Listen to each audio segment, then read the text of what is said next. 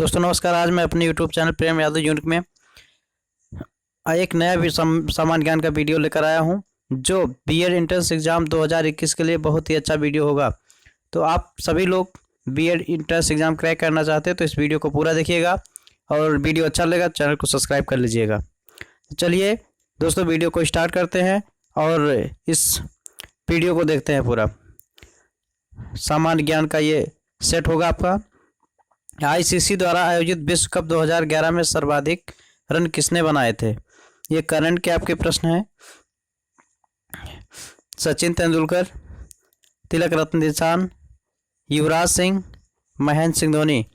तो इसमें आपका रहेगा बी राइट आंसर हो जाएगा, तिलक रत्न दिलशान। ये श्रीलंका के प्लेयर हैं। इन्होंने विश्व कप जो आईसीसी रैंकिंग द्वारा आयोजित किया गया था उसमें सर्वाधिक रन बनाया था 2011 में। अगला प्रश्न है 11 मार्च 2011 को आए भयंकर सुनामी से कौन से देश प्रभावित हुए थे? श्रीलंका, इंडोनेशिया, जापान, इनमें से कोई नहीं। तो आपको बताना है इसका राइट आंसर कौन सा होगा। तो आप लोग देखिएगा, सी इसका राइट आंसर हो जाएगा जापान, क्योंकि जो जापान के होन्शु द्वीप में आया हुआ था, होन्शु द्वीप में अवस्थित है। यह फुकुशिमा में 11 मार्च 2011 को प्रशांत महासागर में एक सुनामी आया था जो पूरी तरह से बर्बाद हो गया था। जापान, ये जापान के होन्शु प्रांत में है, द्वीप में है, इसको याद रखिएगा। अगला प्रश्न है 15वीं जनगणना 2011 के अनुसार भारत की जनसंख्या कितनी थी?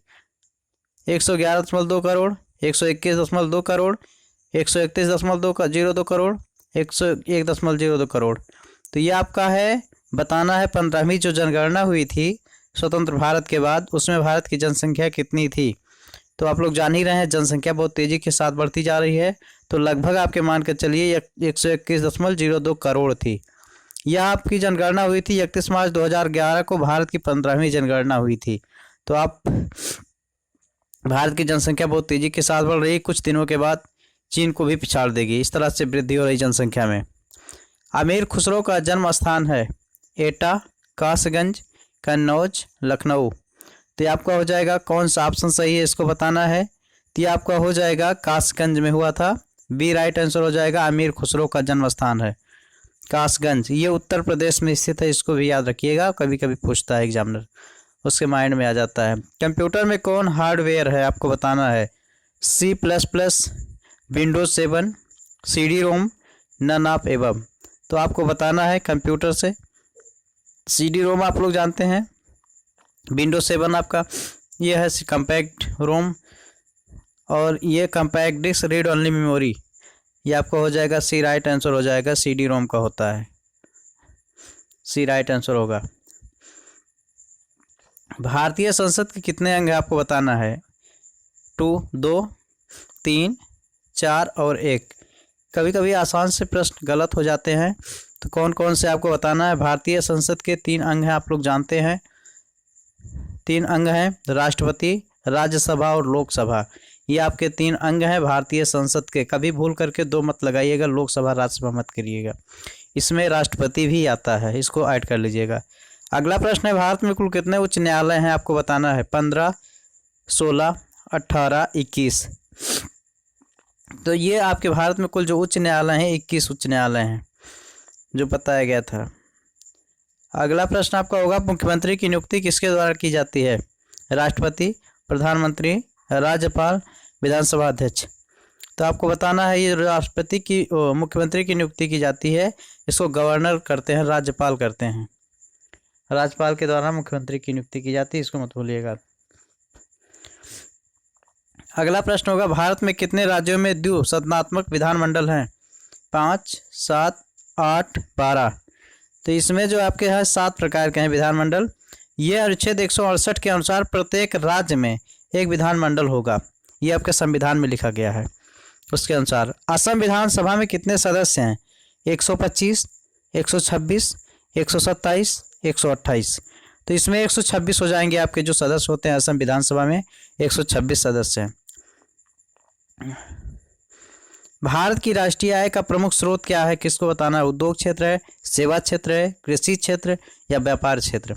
तो कौन सा है? भारत आपका एक कृषि प्रधान देश है, इसका क्या है, तो आप लोग जानते हैं इसमें सेवा क्षेत्र है। ये आपका राष्ट्रीय आय का प्रमुख स्रोत है। भारत की राष्ट्रीय आय का प्रमुख स्रोत सेवा क्षेत्र है, इसको आप लोग जानते रहिएगा। अगला प्रश्न, भारतीय रिजर्व बैंक की प्रथम महिला डिप्टी गवर्नर कौन थी? कंचन कुमारी भट्टाचार्य, चौधरी भट्टाचार्य, के जे जोशी, रंजना कुमार, प्रतिभा आडवाणी। तो ये आप जानते हैं के जे जोशी, ये आपके जो है उद्देशी, ये भारतीय रिजर्व बैंक की प्रथम महिला डिप्टी गवर्नर के जे उद्देशी थी। तो ये लोन रखिएगा आप लोग। अगला है, शून्य आधारित बजट तकनीक किस देश की देन मानी जाती है? संयुक्त राज्य अमेरिका, फ्रांस, ब्रिटेन, भारत। तो ये आपकी जो है यूएसए से लिया गया है, संयुक्त राज्य अमेरिका से लिया गया है शून्य आधारित बजट तकनीकी, संयुक्त राज्य अमेरिका, यूएसए। अगला प्रश्न लेते हैं, भारत की कृषि भूमि का कितना प्रतिशत भाग सिंचित है? 1/3 भाग, 1/4 भाग, आधा भाग, संपूर्ण भाग। तो आप जानते हैं जैसे 1/3 भाग जो होता है यही सिंचित क्षेत्र के अंतर्गत आता है, इसका जो प्रतिशत है। अगला प्रश्न है इसी में, भारत में हरित क्रांति का सर्वाधिक प्रभाव किस फसल पर पड़ा है? गेहूं, मक्का, धान, ज्वार। तो किस पर आप लोग जानते हैं? गेहूं पर पड़ा हुआ है भारत में हरित क्रांति का सर्वाधिक प्रभाव। वनस्पति विज्ञान के जनक कौन है? अरस्तु, डार्विन, थियोक्रिटस, कैरोलस लीनियस है, लीनियम हुआ है। अगला प्रश्न आपका हो जाएगा थियोफ्रेटस, इन्हें वनस्पति विज्ञान का जनक कहते हैं, थियोफ्रेटस, मत भूलिएगा, बॉटनी के फादर कहे जाते हैं। मौजूदा समय में कंप्यूटर की स्टैंडर्ड इकाई क्या होती है? Megabyte, kilobyte, gigabyte, byte. तो ये आपका जो हो जाता है बाइट जो होता है 8 बिट बराबर होता है 1 बाइट के बराबर हो जाता है, ये तो बाइट होता है इसका स्टैंडर्ड इकाई जो होता है। यहाँ से एक प्रश्न आपको पूछा जाता है गीगाबाइट से संबंधित एक प्रश्न, एक सीपीयू की क्षमता किस में मापी जाती है? डीपीआई में मापी जाती है, पीपीआई में मापी जाती है, एमआईपीएस में मापी जाती है, इनमें से कोई नहीं। तो ये आप लोग जानते हैं एमआईपीएस में मापी जाती है। एक सीपीयू की क्षमता एमआईपीएस, इसको मत भूलिएगा। सीपीयू कंप्यूटर का ब्रेन कहा जाता है, father of computer, mister Charles Babbage. Hardayal Baba Harnam Singh, डोंडीलाट, बाबा सोहन सिंह भकना और गुरदीप सिंह जुड़े थे किससे? इंडिया इंडिपेंडेंस लीग से, नौजवान भारत सभा से, गदर आंदोलन से, अकाली आंदोलन से। तो ये गदर आंदोलन से जुड़े हुए थे हरदयाल बाबा, बाबा हरनाम, डुंडीलाट, बाबा सोहन सिंह भकना और गुरदीप सिंह, ये सब जुड़े हुए थे गदर आंदोलन, इसको मत भूलिएगा, ये आपका गदर आंदोलन था। तो ये कुछ आपके प्रश्न हैं जो मेरे चैनल पे फ्री में पढ़ाए जाते हैं, फीस नहीं ली जाती है आप लोगों से। यदि आपको करंट की पढ़ाई करना है, किसी भी सब्जेक्ट की पढ़ाई करना है तो चैनल आप सब्सक्राइब कर लें, आपको वीडियो मिलते रहते हैं, धीरे धीरे वीडियो मिलते रहेंगे, आप तैयारी करते रहिएगा। 2-3 बार वीडियो अवश्य देखें जिससे आपके जो प्रश्न है पूरे याद हो जाएं। निम्न में संयुक्त राष्ट्र की कौन सी कार्यकारिणी भाषा है? फ्रेंच, स्पेनिश, अरबी, चीनी। तो ये आपकी हो जाएगी फ्रेंच हो जाएगी। संयुक्त राष्ट्र संघ की भाषा है, इसमें 2 भाषा होती है, अंग्रेजी और फ्रेंच, दोनों को सम्मिलित किया गया है। नेक्स्ट फर्स्ट क्वेश्चन लेते हैं, निम्नलिखित हड़प्पा स्थलों में से कौन सा एक स्थान गुजरात में नहीं है? सुरकोतड़ा, रंगपुर, सुतकार, कांगेडोर, देसलपुर। तो इसमें आपको बताना है सुत कागेडोर जो है ये आपका गुजरात में नहीं है। यहाँ से आपका क्वेश्चन पूछा जाता है, दयाराम साहनी, मोहनजोदड़ो, हड़प्पा से आपके क्वेश्चन पूछे जाते हैं, इसको आप पढ़ लीजिएगा अच्छे से। 1 मई को कहा जाता है पर्यावरण दिवस, हिंदी दिवस, मजदूर दिवस, मातृ दिवस। तो आप लोग जानते हैं लेबर डे कहा जाता है, मजदूर दिवस कहा जाता है 1 मई को। 1 मई जो आपकी होती है वो लेबर डे के नाम से जानी जाती है। अगला प्रश्न आपका है, सूक्ष्म सेल में प्रयुक्त कैथोड है तांबा, लोहा, सिल्वर, जस्ता। तो ये आप जानते हैं इसमें जो होता है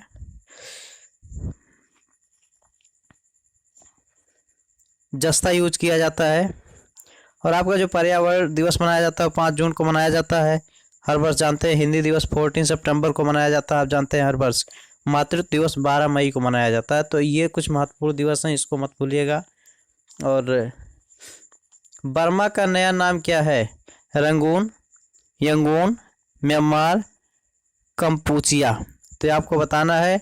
बर्मा आप जानते हैं म्यांमार नाम इसका कर दिया गया है बर्मा का, तो मत भूलिएगा बर्मा म्यांमार नाम चेंज हुआ है। अगला प्रश्न होगा और आज के सेशन का लास्ट प्रश्न होगा, निम्नलिखित में से किसको एम्पायर सिटी कहते हैं? न्यूयॉर्क, रोम, एवरडीन, वाशिंगटन। तो ये आपका ये न्यूयॉर्क सिटी है।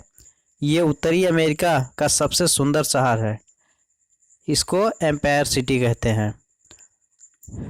ये आपका आज के सेशन का सामान्य ज्ञान का लास्ट प्रश्न था। तो दोस्तों वीडियो को लाइक कर लीजिएगा, चैनल सब्सक्राइब आप अवश्य कर लें और आप लोग वीडियो को जरूर देखिएगा, एक ना एक आध बार जरूर देखिए, जिससे आपके आने वाले एग्जाम में एक आध प्रश्न आपके मिल जाएंगे यहाँ से। धन्यवाद।